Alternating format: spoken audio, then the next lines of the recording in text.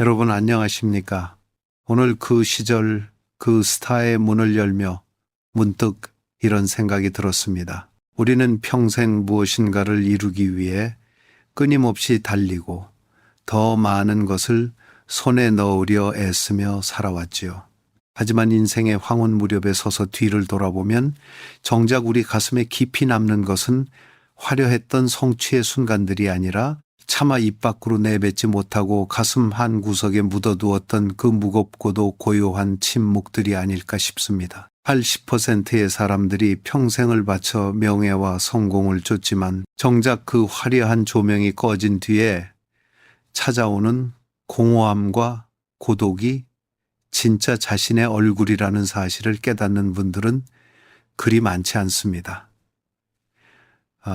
오늘 이 자리에는 60년이라는 긴 세월 동안 우리 곁에서 수많은 인생을 대신 살아주셨고 이제는 본인의 진짜 인생을 담담히 응시하고 계신 분을 모셨습니다. 대한민국 현대사의 희로애락을 온몸으로 연기해 오신 국민 배우 이순재 선생님입니다. 선생님, 오늘 이 조용한 방에 함께 해주셔서 참으로 고맙습니다. 김동건 아나운서님, 이렇게 마주 앉으니 세월이 참으로 무상하면서도 귀하다는 생각이 듭니다. 평생 남의 인생을 빌려 말하고 남의 감정을 빌려 울고 웃으며 살아왔는데 막상 이렇게 오롯이 이순재라는 사람의 이야기를 하려니 어디서부터 말을 꺼내야 할지 조금은 쑥스럽기도 하고 마음이 무겁기도 합니다. 나이가 든다는 건 어쩌면 할 말이 많아지는 게 아니라 꼭 해야 할 말들조차 마음 깊은 곳으로 가라앉히는 과정인 것 같아요. 오늘 이 시간만큼은 배우라는 화려한 껍데기를 조금 내려놓고 그저 한 시대를 치열하게 살아온 노인네의 진솔한 고백을 들려드리고 싶습니다. 귀한 자리에 불러주셔서 제가 더 영광입니다. 선생님, 우리는 항상 무대 위에서 혹은 텔레비전 화면 속에서 당당하고 완벽한 선생님의 모습만을 보아왔습니다. 수만 명의 박수 소리가 귓가를 울리고 찬란한 조명이 선생님의 얼굴을 비추던 그 빛나는 순간들 말입니다. 그런데 저는 오늘 문득 이런 궁금증이 생깁니다. 모든 촬영이 끝나고 그 뜨거웠던 조명들이 하나둘씩 꺼진 뒤에 분장을 지우고 돌아오는 그 차가운 밤의 길목에서 선생님은 어떤 생각을 하셨는지요? 혹시 그 화려함 뒤에 가려진 우리에게는 단 한 번도 보여주지 않으셨던 그 외로움의 무게에 대해 오늘 처음으로 들려주실 수 있으실까요? 김 아나운서님 말씀을 들으니 예전 그 수많았던 밤들이 주마등처럼 스쳐 지나갑니다. 사람들은 배우가 화려한 박수를 받으며 퇴장하니 집에 돌아가서도 그 온기가 남아있을 거라 생각하겠지만 사실은 정반대입니다. 무대 위에서 에너지를 남김없이 쏟아붓고 나면은 집으로 돌아가는 길은 마치 텅 빈 동굴 속을 걷는 것 같은 기분이 들지요. 특히나 60해 넘게 이 생활을 하면서 깨달은 건 박수 소리가 크면 클수록 그 뒤에 찾아오는 정막은 더 깊고 예리하다는 사실입니다. 새벽 공기를 마시며 집 대문을 열 때 가족들은 모두 잠들어 있고 거실에 홀로 앉아 식어버린 물 한 잔을 마시고 있으면 내가 방금까지 박수를 받던 그 사람이 맞나 싶은 이질감이 들곤 했어요. 그때마다 제가 알 수 있는 거는 그저 그 고요를 견디는 것뿐이었지요. 사실 그 외로움이라는 거는 누구에게 설명할 수도 없고 설명해서도 안 되는 배우의 숙명 같은 것이었습니다. 집사람에게 힘들다고 말해본 적도 거의 없어요. 가장으로서 밖에서 겪은 그 고단한 감정을 집안까지 들여오는 거는 예의가 아니라고 생각했거든요. 그래서 그저 묵묵히 옷을 갈아입고 내일 촬영할 대본을 다시 펼쳐들었습니다. 방금 말씀하신 그 정막이라는 표현이 참 가슴에 와닿습니다. 누군가에게는 부러움의 대상이었을 그 성공의 뒷모습이 사실은 차가운 물 한 잔으로 달래야 했던 고독이었다니요. 선생님께서는 그 고독을 가족에게조차 내색하지 않고 혼자 사귀셨다고 하셨는데 그렇게 스스로를 엄격하게 다스리며 수십 년을 버텨오신 힘은 어디서 나온 것입니까? 혹시 그 과정에서 인간 이순재로서 포기하거나 잃어버린 것들에 대한 아쉬움은 없으셨는지요? 아쉬움이 없다면 거짓말이겠지요. 하지만 우리 세대 사람들은 대부분 그렇게 살았습니다. 나 개인의 감정이나 욕구보다는 책임이라는 단어가 훨씬 더 무거웠던 시절이었으니까요. 제가 젊었을 때 연극 무대에 서면 배가 고픈 거는 예사실이었고 방송국 일이 바빠지면서는 아이들이 자라는 모습을 제대로 지켜보지도 못했습니다. 큰아이가 첫걸음발을 뗄 때도 저는 촬영장에 있었고 집안에 대소사가 있을 때도 저는 늘 남의 집 아버지나 남의 집 아들 노릇을 하느라 정작 내 가정의 빈자리를 채우지 못했습니다. 그런 것들이 쌓이고 쌓여 지금에 와서는 가슴 한구석에 멍처럼 남아있어요. 성공이라는 게 참 고약한 놈이라 앞만 보고 달리게 만들어서 정작 곁에 있는 소중한 풍경들을 다 놓치게 하더군요. 그래도 그때는 그게 최선이라고 믿었습니다. 내가 여기서 무너지면, 내가 여기서 약한 소리를 하면 내 가족의 생계와 내 명예가 무너진다고 생각했으니까요. 그래서 더 이 악물고 연기했습니다. 연기는 제게 예술이기도 했지만 동시에 내 가족을 지켜내는 유일한 무기였거든요. 가끔은 분장실 거울을 보며 묻곤 했습니다. 순재야, 너는 지금 행복하냐고. 그런데 그 질문에 대답할 시간조차 아까워서 다시 대사를 외웠습니다. 그게 제가 살아온 방식이었고 지금 생각하면은 참 미련할 정도로 정직했던 것 같습니다. 미련할 정도로 정직했다는 그 말씀 속에 선생님의 전 생애가 녹아 있는 것 같아 마음이 숙연해집니다. 사실 오늘날의 젊은 세대들은 이해하기 힘들지도 모릅니다. 왜 그렇게까지 자신을 몰아붙이며 살아야 했는지, 왜 아픈 내색 한 번 하지 않고 그 무거운 짐을 혼자 짊어지려 하셨는지 말입니다. 하지만 선생님 같은 분들의 그 침묵과 인내가 있었기에 오늘의 우리가 있는 것이겠지요. 선생님의 말씀을 듣고 있으니 성공이라는 이름 뒤에 가려진 그 짙은 그림자가 얼마나 깊은 것인지 다시금 생각하게 됩니다. 맞습니다. 요즘 사람들은 자기 표현에 솔직하고 힘들면 힘들다고 말하는 게 당연한 시대가 되었지만은 우리 때는 그게 덕목이 아니었어요. 특히 남자로 태어나서 한 집안의 가장으로서 내 고통을 밖으로 꺼내는 것은 부끄러운 일이라 배웠습니다. 그래서 저는 연기할 때가 가장 편했습니다. 대본에 적힌 대로 울고 대본에 적힌 대로 화를 내면 되니까요. 내 진짜 감정은 꽁꽁 숨겨둔 채 극중 인물의 감정 뒤로 숨을 수 있었던 거죠. 어쩌면 저는 평생 연기를 한 게 아니라 연기란 동굴 속에 숨어서 살아온 건지도 모르겠습니다. 화려한 무대의 위인은 제가 숨기에 가장 좋은 장소였으니까요. 이제 나이 90을 바라보며 돌아보니 그 동굴 밖으로 조금 일찍 나와서 가족들 손도 더 잡아주고 내 마음이 아프다고 솔직하게 말해봤으면 어땠을까 하는 생각이 문득문득 듭니다. 하지만 다시 그때로 돌아간다고 해도 저는 아마 똑같은 선택을 했을 겁니다. 그게 그 시대를 살아낸 우리들의 운명이었고 제가 지켜내야 했던 자존심이었으니까요. 김하나 우선님, 이 늙은이의 이야기가 너무 무거웠지요? 하지만 이게 제가 평생 조명이 꺼진 뒤에 혼자 씹어 삼켰던 진짜 제 인생의 맛입니다. 선생님의 말씀을 듣고 있으니 마음 한구석이 아련해집니다. 그 시절을 살아온 많은 분이 공감하시겠지만 특히 선생님께서는 유독 스스로에게 엄격하셨던 것 같아요. 문득 궁금해집니다. 선생님께서는 그 무거운 침묵을 언제부터 누구에게 배우셨나요? 단순히 배우라는 직업 때문만은 아닐 것 같다는 생각이 듭니다. 아주 어린 시절 혹은 청년 시절의 기억 속에 그 침묵의 뿌리가 닿아 있을 것 같은데 말이죠. 돌이켜보면은 제가 침묵을 배운 건 아주 어릴 적 전쟁의 포화 속을 지나던 시절이었던 것 같습니다. 함경북도 회령에서 태어나 서울로 내려오고 그 혼란스러운 해방과 전쟁을 겪으면서 우리 세대 아이들이 가장 먼저 배운 건 질문하지 않는 법이었습니다. 어른들의 얼굴에 서린 그 짙은 수심을 보면서 우리가 입을 열어 배고프다거나 힘들다고 말하는 것이 얼마나 사치스러운 일인지 본능적으로 깨달았던 거죠. 당시 아버님은 늘 과묵하셨습니다.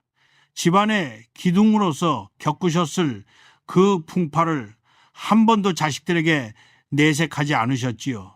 아버님이 마당 한구석에서 담배를 태우시며 먼 산을 바라보시던 그 뒷모습이 제게는 100마디 말보다 더 강렬한 가르침이었습니다.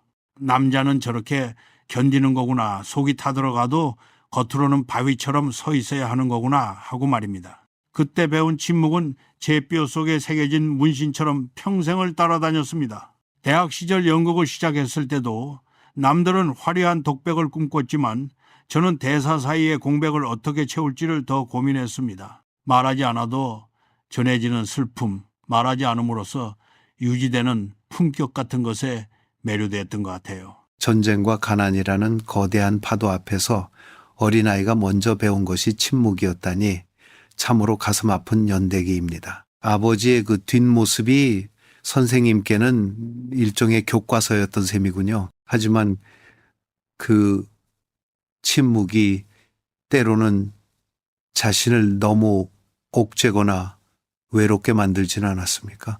평생을 그렇게 참으며 살아오신다는 것이 인간적으로 너무 가혹한 일이 아니었을지 여쭤보고 싶습니다. 가혹하다면 가혹했겠지만은 그 시절엔 그게 미덕이었습니다.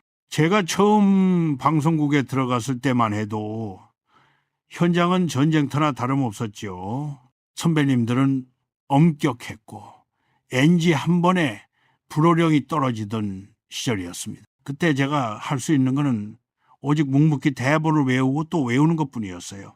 목이 쉬고 다리가 떨려도 누구 하나 알아주는 이 없었지만은 저는 그 침묵 속에서 나만의 단단한 성을 쌓았습니다. 가끔은 너무 답답해서 혼자 한강변을 걷기도 했습니다. 아무도 없는 강가에서 소리라도 지르고 싶었지만은 결국 입술을 깨물고 돌아섰지요. 내가 소리를 지른다고 세상이 변하는 것도 아니고 오히려 내 마음만 약해질까 봐 두려웠던 겁니다. 그렇게 수십 년을 침묵과 동행하다 보니 이제는 그 침묵이 가장 편안한 친구가 되었습니다. 사람들은 제가 화를 잘 안 낸다고 하지만 사실은 화를 내는 법을 잊어버린 걸지도 모릅니다. 감정을 밖으로 쏟아내는 순간 내가 지켜온 모든 것이 무너질 것 같은 공포가 아직도 제 안에 남아있거든요. 감정을 쏟아내는 순간 모든 것이 무너질 것 같다는 그 말씀에서 선생님이 평생 지켜오신 절제와 인내의 깊이를 느낍니다. 우리 사회의 많은 어르신이 선생님처럼 자신의 고통을 발설하지 않는 것을 미덕으로 알고 살아오셨지요. 그 침묵은 포기가 아니라 어쩌면 소중한 사람들을 지키기 위한 마지막 방어선이었을지도 모르겠다는 생각이 듭니다. 맞습니다. 내가 한마디 내뱉으면은 주변 사람들이 걱정하게 되고 그 걱정은 다시 나에게 짐으로 돌아오니까요. 그래서 차라리 내가 다 안고 가는 게 속 편하다는 생각을 한 겁니다. 사실 배우라는 직업이 남의 시선을 먹고 사는 일이다 보니 일상에서도 늘 누군가가 나를 보고 있다는 긴장감을 늦출 수 없었습니다. 그 긴장이 저를 더 과묵하게 만들었지요. 가끔 후배들이 묻습니다. 선생님은 어떻게 그렇게 흔들림 없이 한 길을 걸으셨냐고 말입니다. 그러면 저는 그저 웃으며 허허 별거 없어 하고 넘깁니다. 하지만 속으로는 이렇게 말하죠. 나는 매일 아침 거울 앞에서 내 안에 수많은 말을 죽이며 여기까지 왔다고요. 그게 바로 제가 배운 침묵의 진짜 얼굴입니다. 선생님, 인생의 긴 여정을 지나오다 보면 누구나 뒤를 돌아보게 되는 지점이 있습니다. 특히 젊은 날의 열정만큼이나 강렬했던 고집이나 신념들이 떠오를 때가 있지요. 그때는 그것이 정답이라 믿었고 그것만이 유일한 길이라고 생각하며 밀어붙였던 선택들 말입니다. 지금의 지혜로운 눈으로 그 시절의 이순재를 바라본다면 어떤 느낌이 드시는지요? 젊은 날의 저는 참으로 지독한 완벽주의자였습니다. 연기에 대해서만큼은 티끌만큼의 타협도 허용하지 않았지요. 대사 한마디에 억양, 손가락 하나의 움직임까지도 제가 정한 기준에 맞아야 직성이 풀렸습니다. 당시 동료들이나 후배들에게 제가 얼마나 까다롭고 무서운 사람이었을지 이제 조금 보입니다. 그때는 제가 옳다고 확신했습니다. 예술이라는 건 그렇게 치열해야만 완성되는 것이고 적당이라는 말은 제 사전에는 없었으니까요. 한 번은 후배 연기자가 대사를 제대로 못 외워왔을 때 제가 아주 호되게 꾸짖은 적이 있습니다. 촬영장이 얼어붙을 정도였지요. 저는 그게 그 후배를 위한 길이고 작품을 위한 정이라고 믿었습니다. 하지만은 지금 생각해보면 그 친구에게도 그만의 사정이 있었을 텐데 저는 오직 제 잣대만을 들이대며 상처를 주었던 것 같아요. 젊음이란 게 원래 그런 것 같습니다. 눈앞의 목표가 너무나 뚜렷해서 곁에 있는 사람의 그림자는 보지 못하는 것 말입니다. 그 치열함이 있었기에 오늘날의 국민 배우 이순재라는 이름이 존재할 수 있었겠지요. 하지만 선생님 말씀대로 시간이 흐른 뒤에야 보이는 것들이 분명히 있는 것 같습니다. 그때의 그 강한 신념이 혹시 누군가에게는 벽처럼 느껴졌을 수도 있겠다는 깨달음, 그것이 지금 선생님을 더 따뜻한 어른으로 만드는 것 아닐까요? 그럴지도 모르겠습니다. 하지만 신기한 건 다시 그 시절로 돌아간다고 해도 저는 아마 똑같이 행동했을 거라는 사실입니다. 다만 예전에는 내가 옳다는 확신에 차서 소리를 질렀다면 지금 돌아간다면 조금 더 낮은 목소리로 말했겠지요. 젊었을 때는 옳고 그름을 나누는 칼날이 아주 날카로웠습니다. 내 방식이 틀리면은 연기 인생이 끝난다고 생각했거든요. 그런데 나이가 들어보니 인생에는 옳은 것만큼이나 소중한 것들이 참 많더군요. 타인의 서투름을 기다려주는 마음, 정답이 아니더라도 그 사람의 진심을 읽어주는 해안 같은 것들 말입니다. 예전에는 촬영이 지연되면 불같이 화를 냈지만 이제는 허허 웃으며 저 친구도 오늘 컨디션이 안 좋나 보지 하고 넘깁니다. 이게 단순히 기운이 없어서가 아니라 인생이라는 게 내 마음대로 되지 않는다는 걸 온몸으로 배웠기 때문입니다. 내가 틀릴 수도 있다는 가능성을 열어두는 것, 그것이 나이들미 주는 가장 큰 선물인 것 같습니다. 내가 틀릴 수도 있다는 것을 인정하는 용기, 그것이야말로 진정한 성숙의 증거라고 생각합니다. 선생님의 그런 변화를 보며 많은 후배가 깊은 존경을 표하는 것이겠지요. 사실 우리 모두는 젊은 날의 독선으로부터 자유로울 수 없지 않습니까? 그렇습니다. 우리는 모두 각자의 정의를 품고 전쟁터와 같은 삶을 살아왔지요. 특히나 저처럼 한 분야에서 오래 살아남으려면은 어느 정도의 고집은 필수적이었습니다. 하지만 그 고집이 나를 지켜주는 방패가 되기도 했지만 동시에 나를 가두는 감옥이 되기도 했다는 걸 이제야 깨닫습니다. 젊었을 때 저는 제 연기가 완벽하다고 생각할 때 가장 큰 희열을 느꼈습니다. 그런데 지금은 제 연기에서 빈틈이 보일 때, 그리고 그 빈틈을 관객들이 자신의 감정으로 채워줄 때 더 큰 감동을 느낍니다. 이제는 옳음보다는 어울림을 생각하게 된 것이지요. 참으로 오랜 시간이 걸렸습니다. 내가 정답이 아닐 수도 있다는 사실을 받아들이는 데까지 말입니다. 선생님 하면 우리 국민들에게는 가장 먼저 떠오르는 이미지가 있습니다. 바로 우리 시대의 고집스럽지만 정 많은 아버지 혹은 할아버지의 모습이지요. 수많은 작품에서 아버지 역할을 맡으시며 우리를 울리고 웃기셨는데 문득 궁금합니다. 화면 속에서 보여주셨던 그 수많은 아버지의 모습들 중에서 실제 인간 이순재의 모습은 얼마나 담겨 있었나요? 그리고 실제 댁에서의 아버님으로서의 모습은 어떠셨는지요? 참 어려운 질문입니다. 평생 수백 명의 아버지를 연기했지만 정작 내 자식들에게 어떤 아버지였냐고 묻는다면 저는 고개를 들기가 어렵습니다. 카메라 앞에서는 자식을 위해 눈물을 흘리고 호통을 치며 사랑을 표현했지만 정작 내 아이들에게는 단 한 번도 사랑한다는 말을 제대로 해주지 못했거든요. 촬영장에서는 다정하고 사려 깊은 아버지였다가도 촬영만 끝나면 녹초가 되어 집에 들어가 아이들 얼굴도 못 보고 잠들기 일쑤였습니다. 아이들이 자라는 동안 저는 늘 남의 집 고민을 해결해 주느라 바빴던 셈이지요. 큰아이가 중학교에 들어갈 때였나요? 문득 아이의 키가 훌쩍 자란 것을 보고 깜짝 놀랐던 기억이 납니다. 내가 없는 동안 아이는 스스로 자라고 있었던 거죠. 그때의 미안함은 말로 다 할 수 없습니다. 그래서 저는 극 중에서 아버지 연기를 할 때마다 사실은 제 아이들에게 하지 못한 말들을 대사에 실어보냈습니다. 아들아, 미안하다, 딸아 고맙다 하는 그런 말들을 연기를 빌려 고백했던 겁니다. 관객들은 제가 연기를 잘한다고 칭찬하셨지만은 제 속마음은 참으로 죄스러웠습니다. 연기를 통해 자제분들에게 전하지 못한 마음을 대신하셨다는 말씀이 참 가슴 아프게 다가옵니다. 그것이 배우라는 직업을 가진 분들의 남모를 고충이겠지요. 하지만 자제분들도 이제는 아버님의 그 무거운 침묵과 헌신이 사랑이었음을 충분히 이해하고 계시지 않을까요? 이해해 주길 바라지만은 한편으로는 그 상처가 다 아물지 않았을까 봐 늘 걱정입니다. 우리 세대 아버지들이 다 그랬듯이 저도 표현이 참 서툴렀습니다. 아이들이 시험에서 좋은 성적을 받아와도 수고했다 한마디 하고는 서재로 들어갔지요. 속으로는 기특해서 춤이라도 추고 싶었지만 아버지는 무게를 지켜야 한다는 그놈의 체면이 저를 막아 세웠습니다. 한 번은 제 막내딸이 제게 그러더군요.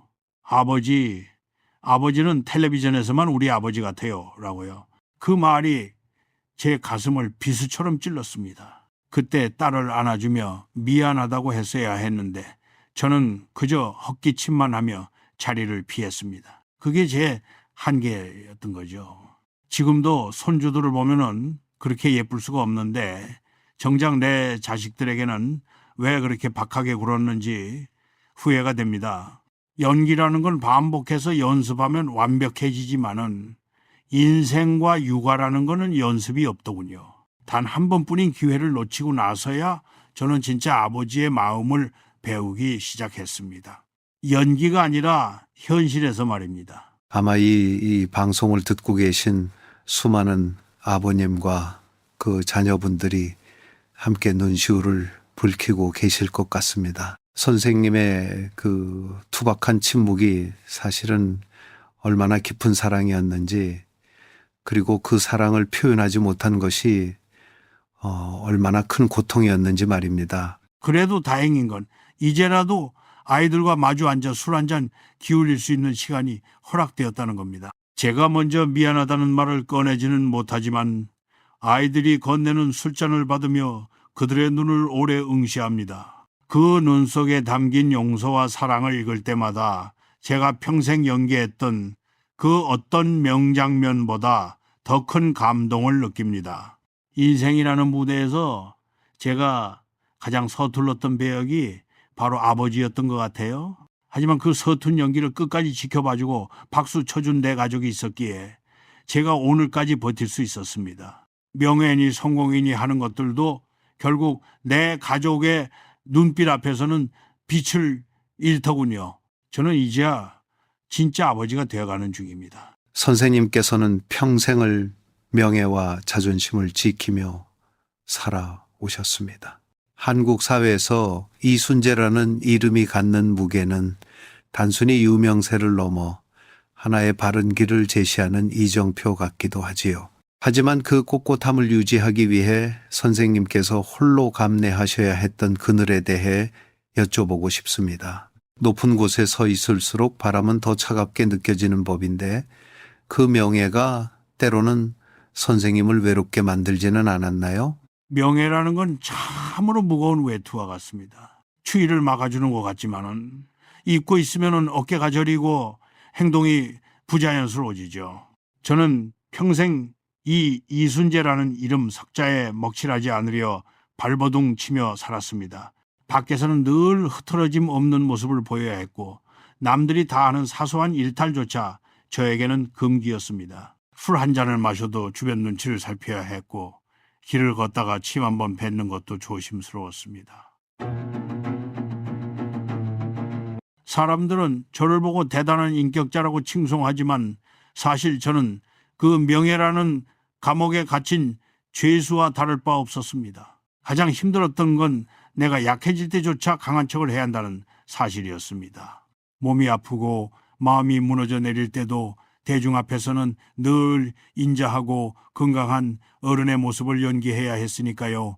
그 괴리감에서 오는 고독은 그 누구와도 나눌 수 없는 것이었습니다. 혼자 방 안에 앉아 있을 때 느껴지는 그 싸늘한 정적은 명예가 주는 화려한 보상에 대한 대가라고 생각하며 견뎌왔습니다. 명예라는 감옥에 갇힌 죄수 같았다는 말씀이 참으로 충격적이면서도 이해가 갑니다. 우리 사회가 선생님께 기대하는 모습이 너무나 컸기에 선생님께서는 인간으로서의 작은 자유조차 스스로 포기하셨던 것이군요. 그 꼿꼿함 뒤에 숨겨진 피로함이 느껴져 가슴이 아릿합니다. 필요하다는 말로는 다 설명이 안 될 겁니다. 가끔은 아무도 모르는 곳에 가서 소리내어 울고 싶을 때도 있었습니다.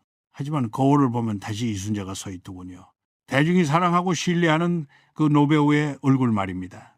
저는 그 얼굴을 배신할 용기가 없었습니다. 명예라는 건 결국 나 자신과의 약속이기도 하지만은 나를 바라보는 수많은 사람과의 약속이기도 하니까요. 그래서 저는 외로울 때마다 더 엄격하게 저를 채찍질했습니다. 정신이 흐트러지면 안 된다. 너는 이순재다 하고 스스로에게 최면을 걸었죠. 그렇게 수십 년을 살다 보니 이제는 그 엄격함이 제 피부처럼 익숙해졌습니다. 가끔 거울 속에 저를 보면 참 안쓰럽다는 생각이 들기도 합니다. 왜 저렇게까지 자신을 몰아세웠을까 하고 말이죠. 하지만 그 고독한 길을 걸어왔기에 오늘날 후배들에게 부끄럽지 않은 선배로 남을 수 있었다고 자위합니다. 얻는 것이 있으면 잃는 것이 있는 법이지요. 저는 명예를 얻는 대신 인간 이순재의 소박한 자유를 기꺼이 내어놓았습니다. 그 희생이 있었기에 우리가 이순재라는 거목 아래서 쉴 수 있었던 것이겠지요. 하지만 선생님, 이제는 그 무거운 명예의 외투를 조금 내려놓으셔도 되지 않을까요? 이제는 대중의 시선보다 선생님 자신의 평온함이 더 소중한 나이가 되셨으니까요. 내려놓으려 노력은 하지만은 그게 말처럼 쉽지 않습니다. 평생을 입어온 옷이라 벗으면은 오히려 더 추울 것 같기도 하거든요. 그리고 저를 믿어주는 분들의 기대를 저버리는 것이 제게는 죽기보다 힘든 일입니다. 저는 죽는 순간까지 배우로 남고 싶고 배우로 남으려면 끝까지 그 품격을 지켜야 한다고 생각합니다. 고독하면은 좀 어떻습니까? 그 고독이 제 연기에 깊이를 더해주고 제 삶의 중심을 잡아준다면은 그것으로 족합니다. 명예는 저를 외롭게 만들었지만은 동시에 제가 무너지지 않게 지탱해준 유일한 버팀목이기도 했습니다. 그래서 저는 이 고독한 명예와 끝까지 함께 가려 합니다. 그게 제가 선택한 인생의 마지막 무대매너라고 생각 아닌가요? 예, 선생님, 수많은 인터뷰를 하셨고 수만 번의 질문을 받으셨을 겁니다. 주로 연기에 대해, 건강에 대해, 혹은 후배들에게 주는 조언에 대해 질문을 받으셨겠지요. 그런데 문득 이런 생각이 듭니다. 평생 가슴에 담아두었지만 아무도 묻지 않아서 혹은 물어봐 줄 사람이 없어서 꺼내지 못했던 이야기가 혹시 있으신가요? 선생님이라는 거대한 존재 뒤에 숨어 있는 아주 작고 사소한 인간적인 소망이나 서글픔 같은 것들 말입니다. 참으로 예리한 질문이십니다. 사람들은 늘 저에게 배우로서의 이순재만을 묻습니다. 어떻게 하면 연기를 잘하느냐? 어떻게 그렇게 오랫동안 현장을 지키느냐고들 하죠. 하지만 정작 저라는 한 사람의 속마음을 궁금해하는 사람은 드물었습니다. 사실 저도 가끔은 아주 유치하고 사소한 것들에 대해 말하고 싶을 때가 있습니다. 예를 들면은 비가 오는 날이면은 문득 떠오르는 고향의 흙냄새라든지 젊은 시절 짝사랑했던 누군가에 대한 아련한 기억 같은 것들 말이죠. 또는 매일 아침 눈을 뜰 때 느끼는 그 막막한 두려움에 대해서도 누군가 물어봐 주길 바랐던 것 같습니다. 나이가 들어도 죽음이라는 건 여전히 낯설고 무섭거든요. 그런데 다들 제가 아주 의연하고 단단한 분이라고만 생각하시니 제가 그런 나약한 소리를 할 기회가 없었습니다. 사람들은 제가 항상 정답을 알고 있는 현자라고 믿고 싶어 하지만 저도 매일 밤 어둠 속에서 정답 없는 질문을 던지며 방황하는 평범한 노인일 뿐입니다. 그 괴리감이 때로는 참으로 버거웠습니다. 선생님께서도 죽음이 무섭고 매일 아침이 막막하시다는 말씀 참으로 뜻밖이면서도 깊은 인간적 동질감을 느끼게 합니다.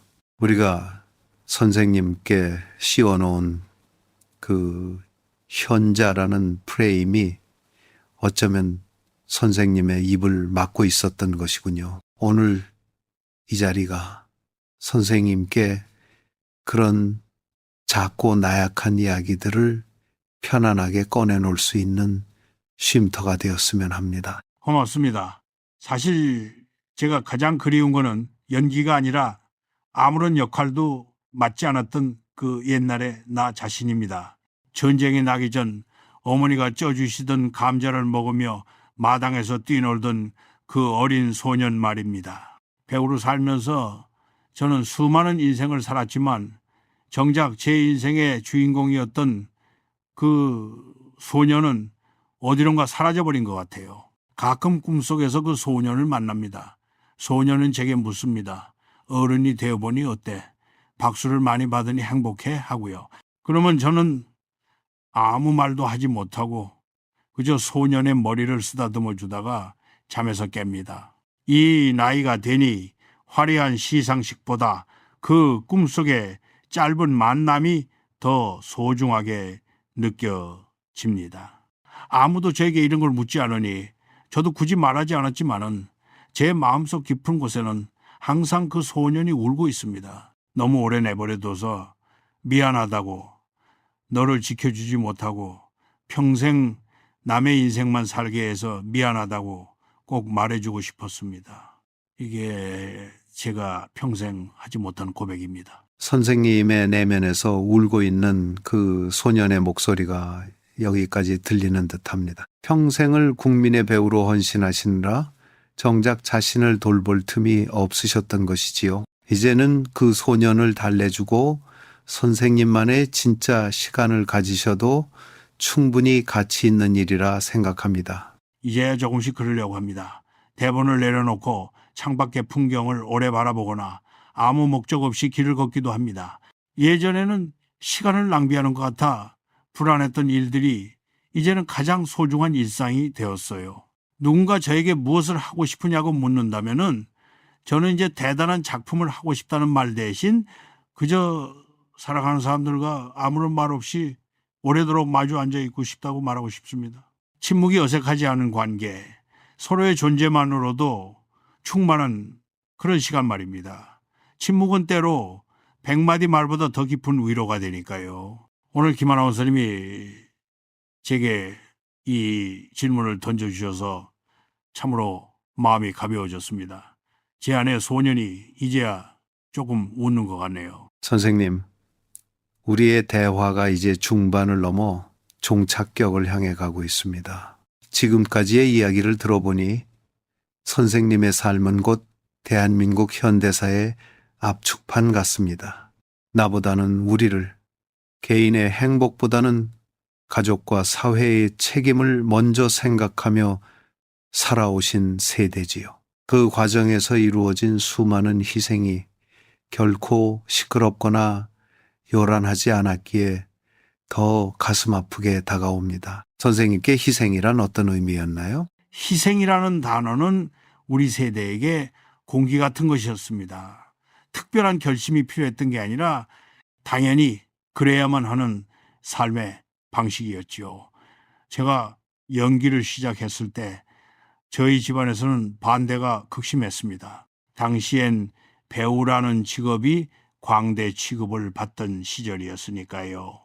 하지만은 저는 제 꿈을 위해 가족들의 명예를 잠시 뒤로 미뤘습니다. 그게 제게는 첫 번째 희생이었고 그 미안함 때문에 저는 더 죽기 살기로 연기했습니다. 성공해서 가족들에게 보답해야 한다는 강박이 저를 지배했죠. 그러다 보니 정작 제 건강이나 정신적인 평온함은 항상 뒷전이었습니다. 잠을 못 자고 밥을 굶어도 현장을 지켰고 몸이 부서질 것 같아도 무대 위에서는 허리를 꼿꼿이 세웠습니다. 제 몸을 깎아내어 작품을 만들고 가족을 부양하는 것, 그것이 제가 아는 유일한 삶의 법칙이었습니다. 지금의 젊은이들은 이해하기 힘들 겁니다. 왜 그렇게 미련하게 자신을 돌보지 않았느냐고 묻겠지요. 하지만 그때는 내가 멈추면은 모든 것이 멈춘다는 절박함이 있었습니다. 그건 희생이라기보다는 처절한 생존의 몸부림에 가까웠습니다. 터절한 생존의 몸부림이라는 말씀에 가슴이 먹먹해집니다. 선생님의 그 소리 없는 헌신이 있었기에 가족들이 평안을 얻었고 대중이 위로를 얻었지요. 하지만 정작 선생님 본인은 그 희생의 대가로 무엇을 얻으셨나요? 혹시 잃어버린 것들에 대한 보상은 충분하셨는지요? 보상이요? 보상을 바라고 한 일이라면은 진작에 그만두었을 겁니다. 저에게 보상은 제가 연기한 작품을 보고 눈물을 흘리며 고맙다고 손을 잡아주시는 이름 모를 관객들의 온기였습니다. 그리고 무사히 자라준 제 아이들의 뒷모습이었지요. 그것만으로도 충분했습니다. 다만 가끔 혼자 있을 때 느껴지는 그 허탈함은 어쩔 수 없더군요. 내가 무엇을 위해 이렇게까지 달려왔나, 나라는 존재는 어디에 있나 하는 근원적인 질문이 찾아올 때면 속수무책으로 무너지기도 했습니다. 하지만 그럴 때마다 저를 다시 일으켜 세운 것은 역시 책임감이었습니다. 희생은 한번 시작하면 멈출 수 없는 굴레와 같아서 끝까지 그 짐을 지고 가야만 완성되는 것이더군요. 저는 이제 그 짐을 거의 다 내려놓았다고 생각했는데 막상 돌아보니 아직도 어깨에 남은 흔적이 깊습니다. 그 흉터가 바로 제가 살아온 훈장이라고 생각하며 위안을 삼습니다. 선생님의 그 흉터가 우리에게는 가장 아름다운 훈장으로 보입니다. 나를 버리고 타인을 위해 사는 삶이 얼마나 숭고한 것인지 선생님의 생애를 통해 다시금 배웁니다. 하지만 이제는 그 희생의 자리에 선생님의 행복을 조금씩 채워 넣으셨으면 좋겠습니다. 네, 이제는 그러려고 합니다. 최근에는 작은 텃밭을 가꾸기 시작했습니다. 씨를 뿌리고 싹이 나는 걸 지켜보면서 내가 뭔가를 위해 죽어라. 달리지 않아도 생명은 스스로 자라난다는 당연한 진리를 배우고 있습니다. 예전에는 내가 모든 걸 통제하고 책임져야 한다고 믿었는데 그게 얼마나 오만한 생각이었는지 깨닫고 있죠. 자연의 순리에 나를 맡기는 것, 그것이 제가 이제야 배우는 마지막 삶의 태도입니다. 희생이라는 무거운 이름 대신 이제는 나눔이라는 부드러운 단어를 품고 살고 싶습니다. 내 남은 에너지를 누군가를 지키기 위해서가 아니라 그저 곁에 있어주는 것만으로도 힘이 되는 존재가 되고 싶어요. 소리 없는 희생의 연대기가 이제는 평화로운 안식의 이야기로 마무리되길 바랄 뿐입니다. 선생님, 어느덧 인생의 황혼을 지나 밤을 맞이하고 계십니다. 이 시점에서 스스로에게 꼭 해주고 싶은 말이 있으실 것 같아요. 평생 타인의 인정과 대중의 박수를 위해 달려오셨지만 정작 이순재라는 사람 본인에게는 한 번도 제대로 된 인정을 해준 적이 없으셨던 것 아닌가 하는 생각이 듭니다. 오늘 이 자리에서 아주 늦었지만 스스로에게 어떤 말씀을 건네고 싶으신가요? 참으로 아픈 곳을 찌르시네요. 저는 제 자신에게 가장 혹독한 관객이었습니다. 시상식에서 큰 상을 받아도 남들이 천재적인 연기라고 칭찬해도 제 속마음은 늘 불안했습니다. 아니야, 이건 부족해. 다음엔 더 잘해야 해. 하고 채찍질만 했죠. 제 자신에게 수고했다, 잘했다는 따뜻한 말 한마디 건네는 것이 왜 그렇게 어려웠는지 모르겠습니다. 그렇게 하면은 나태해질까봐, 그렇게 하면은 이순재라는 이름이 무너질까봐 겁이 났던 것 같아요. 그런데 이제야, 정말이지 이제야 저를 조금씩 인정해주기 시작했습니다. 순재야, 참 오래도 버텼구나. 그 험한 세월을 용케도 안 넘어지고 잘 걸어왔구나 하고요. 이건 단순히 성공을 축하하는 말이 아니라 그 모든 고통과 고독을 견뎌낸 그 시간 자체에 대한 위로입니다. 이 짧은 문장을 제 입으로 내뱉기까지 무려 80년이 넘는 세월이 걸렸습니다. 그 한마디를 꺼내시는 선생님의 목소리가 떨리는 것을 보며 그동안 짊어지셨던 무게가 얼마나 무거웠을지 짐작조차 되지 않습니다. 참 오래도 버텼다는 그 짧은 인정이 그 어떤 화려한 상패보다 더 값진 보상이 아닐까 싶습니다. 맞습니다. 국무총리 표창을 받을 때보다 스스로에게 건네는 이 한마디가 더 가슴 벅찹니다. 예전엔 성공이 목적지인 줄 알았는데 살아보니 버텨내는 과정 자체가 목적지였더군요. 쓰러지지 않고 자기 자리를 지키며 맡은 바 소임을 다하는 것. 그 평범하고도 위대한 일을 위해 제가 평생을 바쳤다는 사실을 이제는 인정합니다. 후회는 없습니다. 다만 저 자신에게 조금 더 관대했더라면 내 삶이 조금 더 부드럽지 않았을까 하는 아쉬움은 남아요. 하지만은 그 치열함이 없었다면은 지금의 깊이 있는 연기도 없었겠지요. 고통과 성취는 때려야 뗄 수 없는 동전의 양면 같은 것이니까요. 이제는 그 양면을 모두 제 인생의 일부로 받아들입니다. 늦었지만 이제라도 저와 화해할 수 있어서 다행입니다. 자신과의 화해, 그것이야말로 인생의 마지막 숙제이자 가장 큰 수학이 아닐까 합니다. 선생님의 그 담담한 인정이 이 방송을 듣는 많은 청취자분께도 큰 울림이 될 것입니다. 우리 모두는 자기 자신에게 가장 박한 평가를 내리며 살아오지 않았습니까? 그렇죠. 우리 한국 사람들은 특히나 자신을 몰아세우는데 익숙하죠. 성공해야 한다, 이겨야 한다, 쓸모있는 사람이 돼야 한다고 배우며 자랐으니까요. 하지만 이제는 말해주고 싶습니다. 그저 살아있는 것만으로도, 그 세월을 견뎌온 것만으로도 당신은 충분히 훌륭하다고 말입니다. 저도 이제야 제 구분등과 거친 손마디를 사랑하게 되었습니다. 이게 바로 제가 살아온 증거이고 제가 세상에 남기는 가장 정직한 기록이니까요. 늦게 도착한 인정이지만은 그래서 더 깊고 진합니다. 이제야 비로소 제 진짜 인생을 시작하는 기분이 듭니다. 선생님, 이제 이야기가 막바지에 다다랐습니다. 나이가 든다는 것은 많은 것을 잃어가는 과정이기도 합니다. 체력도, 기억력도, 그리고 사랑하는 사람들도 하나둘씩 떠나보내야 하죠. 그 상실의 무게를 견디며 있는 그대로의 나를 받아들이는 것, 그것이 어쩌면 인생에서 가장 큰 용기가 필요한 일이 아닐까 싶습니다. 선생님께서는 요즘 어떤 용기를 내고 계신가요? 요즘 제가 내는 용기는 포기하는 용기입니다. 예전에는 대본을 한 번만 봐도 다 외워졌는데 이제는 10번, 20번을 봐도 가물가물할 때가 있습니다. 처음에는 그 사실이 너무나 비참하고 화가 났습니다. 이순재가 어떻게 대사를 잊어버릴 수 있나 싶어 자책도 많이 했죠. 그런데 어느 날 깨달았습니다. 노쇠함은 극복해야 할 장애물이 아니라 자연스럽게 받아들여야 할 친구라는 것을요.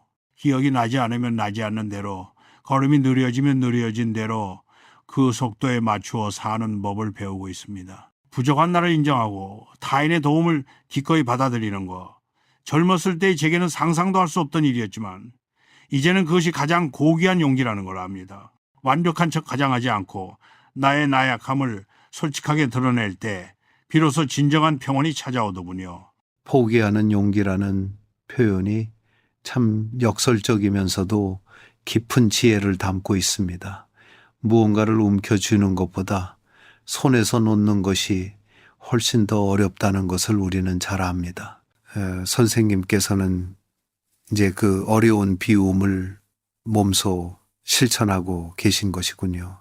비우고 나니 비로소 보이는 것들이 있습니다. 예전에는 내 배역만 보였는데 이제는 촬영장의 막내 스태프의 땀방울이 보입니다.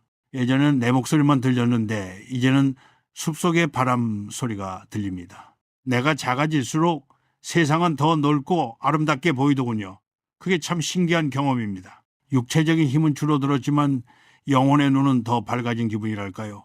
물론 가끔은 서글픕니다. 친했던 동료들의 부고 소식을 들을 때면 다음은 내 차례인가 싶은 생각에 가슴이 철렁 내려앉기도 하죠. 하지만 그 두려움마저도 이제는 삶의 일부로 받아들입니다. 죽음이 있기에 삶이 이토록 눈부시게 아름다운 것이니까요. 오늘이 내 인생의 마지막 무대라고 생각하면은 대사 한마디, 숨소리 한 번이 그렇게 귀할 수가 없습니다. 그 절박함이 저를 더 진실하게 만듭니다. 삶의 유한함을 인정함으로써 오늘 하루의 가치를 극대화하시는 선생님의 모습에서 성자의 풍모가 느껴집니다. 그 수용의 용기가 선생님을 더욱 빛나게 만드는군요. 성자라니요? 과분한 말씀입니다. 저는 그저 하루하루를 충실히 살아내려는 노인일 뿐입니다. 다만 바라는 게 있다면은 떠날 때 그 사람 참 괜찮은 배우였고 정직한 인간이었다는 기억 하나만 남기고 싶습니다. 더 큰 욕심은 없습니다. 있는 그대로의 저를 사랑해 주신 대중에게 감사하며 저 또한 있는 그대로의 제 모습을 안아주며 남은 길을 걸어가려 합니다. 이것이 제가 세상에 보여줄 수 있는 마지막 연기자 가장 진실한 모습입니다. 선생님, 이제 정말 마칠 시간이 되었습니다. 오늘 그 시절 그 스타에서 선생님과 나눈 이 긴 대화는 저에게도 그리고 이 방송을 듣고 계신 수많은 청취자분께도 평생 잊지 못할 선물이 되었습니다. 침묵과 고독 그리고 명예와 희생 뒤에 숨겨진 선생님의 진심을 마주할 수 있어 영광이었습니다. 마지막으로 선생님처럼 오랜 세월을 견디며 이 시대를 살아오신 동년배분들에게 혹은 긴 인생의 여정을 걷고 있는 모든 분에게 남기고 싶은 질문이나 말씀이 있으신지요? 제가 감히 무슨 말씀을 드리겠습니까마는 다만 이 질문 하나는 꼭 던져보고 싶습니다. 여러분은 평생 무엇을 위해 그토록 치열하게 달려오셨나요? 그리고 그 다른 박질 끝에 정작 자기 자신을 사랑해 줄 시간은 있으셨나요? 우리는 너무 오랫동안 타인의 시선과 사회의 기준에 나를 맞추며 살아왔습니다. 하지만 인생의 막바지에 남는 건 박수소리도 돈도 명예도 아닙니다. 오직 내가 나 자신과 나눈 대화들 그리고 사랑하는 이들과 공유한 온기뿐입니다. 혹시 아직도 가슴속에 담아두고 꺼내지 못한 말이 있다면 너무 늦기 전에 용기 내어 말씀하시길 바랍니다. 미안하다는 말, 고맙다는 말, 그리고 무엇보다 고생 많았다는 자신에 대한 위로 말입니다. 저도 이제야 그 말을 시작했습니다. 여러분도 늦지 않았습니다. 살아온 시간이 길다는 것은 그만큼 품어야 할 이야기가 많다는 뜻이기도 하니까요. 그 이야기들을 소중히 여기며 남은 생을 평온하게 보내시길 간절히 기원합니다. 무엇을 위해 달려오셨나요? 라는 선생님의 질문이 제 가슴을 깊게 파고듭니다. 오늘 이 질문을 품고 돌아가는 길은 평소보다 조금 더 고요할 것 같습니다. 선생님, 오늘 귀한 시간 내주셔서 진심으로 고맙습니다. 선생님의 건강과 평안을 온 마음 다해 기원하겠습니다. 오늘 저를 돌아볼 수 있는 귀한 기회를 주셔서 제가 더 감사합니다. 김하나 원서님과 대화를 나누다 보니 제 마음속에 응어리들이 많이 녹아내린 기분입니다. 시청자 여러분, 부족한 늙은이의 이야기를 끝까지 들어주셔서 참으로 고맙습니다. 여러분, 삶도 각자의 빛깔로 아름답게 마무리되길 응원하겠습니다. 항상 건강하시고 마음속에 그 소년과 소녀를 잊지 마십시오. 정말 감사합니다. 안녕히 계십시오. 네. 지금까지 국민배우 이순재 선생님과 함께 했습니다. 오늘 방송이 여러분의 고단한 삶에 작은 위로와 쉼표가 되었기를 바랍니다. 그 시절, 그 스타는 앞으로도 우리 시대를 밝혀준 스타들의 숨겨진 이야기, 그 침묵 너머의 진실을 찾아가겠습니다. 오늘의 이야기가 좋으셨다면 구독과 좋아요로 함께 해주시고 다음 시간에 더 깊고 따뜻한 이야기로 찾아뵙겠습니다. 늦은 밤 평안한 안식 되십시오. 안녕히 계십시오.